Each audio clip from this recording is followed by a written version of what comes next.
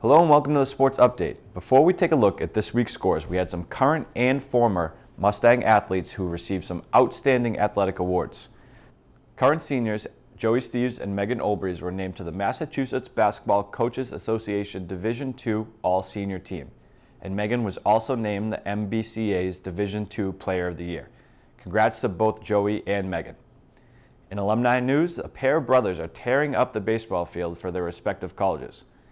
Class of 2019's Jay Wachowski and Bridgewater Bear was named the Massachusetts State Collegiate Athletic Conference Player of the Year after a stellar sophomore season.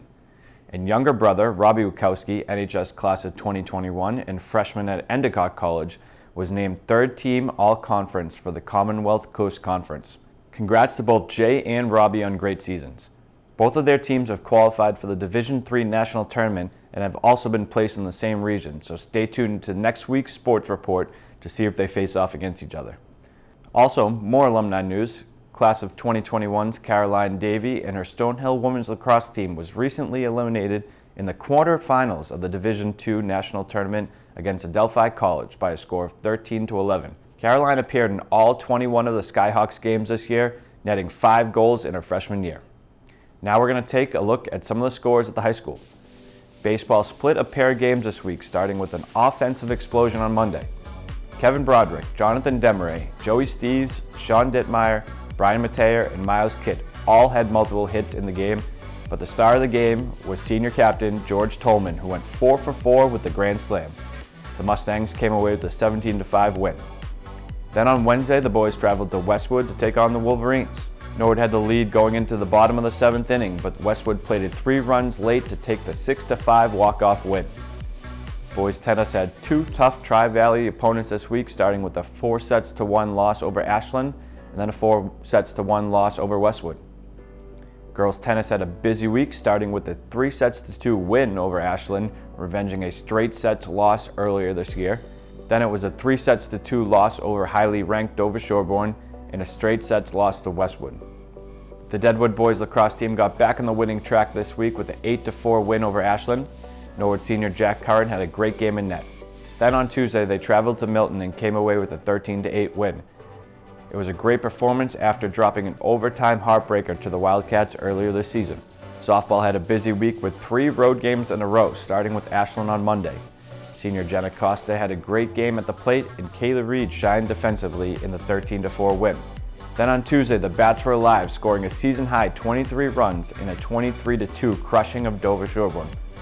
And their final game of the week came against the neighboring foe, Westwood.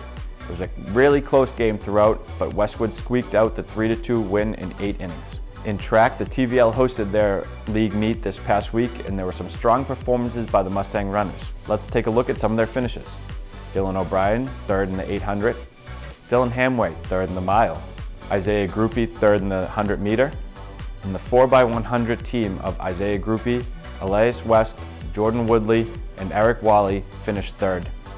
In boys volleyball action, Monday, they took on King Philip and lost 3-0, and then took on Bellingham Wednesday afternoon. The Mustangs secured the first 2 games, and then Bellingham made a strong comeback in the 3rd match and continued their run all the way to the 5th.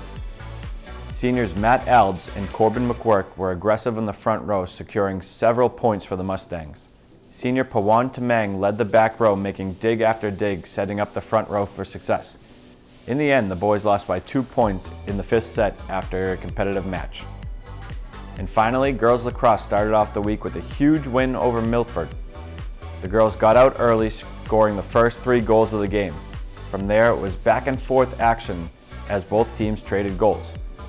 Milford made a late push, looking to have the Mustangs on their heels, but the girls dug deep and scored 3 goals late, extending their lead and coming away with the 14-12 win. The Olivias, Olivia Lodge and Olivia Naughton, led the way with 5 goals each for the Mustangs. We spoke to sophomore Olivia Naughton after the game. So we decided to come back with a lot of energy this time because last time was a Saturday morning, so we're all tired and we were playing really flat.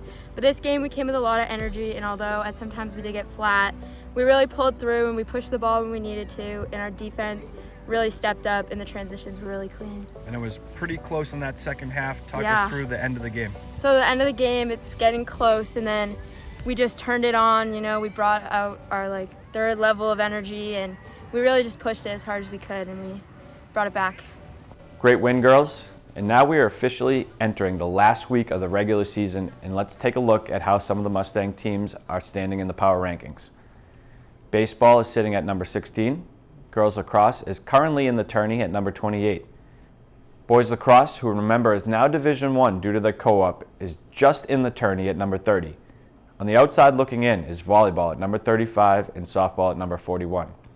Now keep in mind, if there's any teams outside of the top 32 with a 500 record or better, they will qualify for a play-in game in the tournament. Softball is currently 1 game under 500 with 3 games remaining left next week. If they win 2 out of 3 games, they will qualify for a play-in game in the tournament.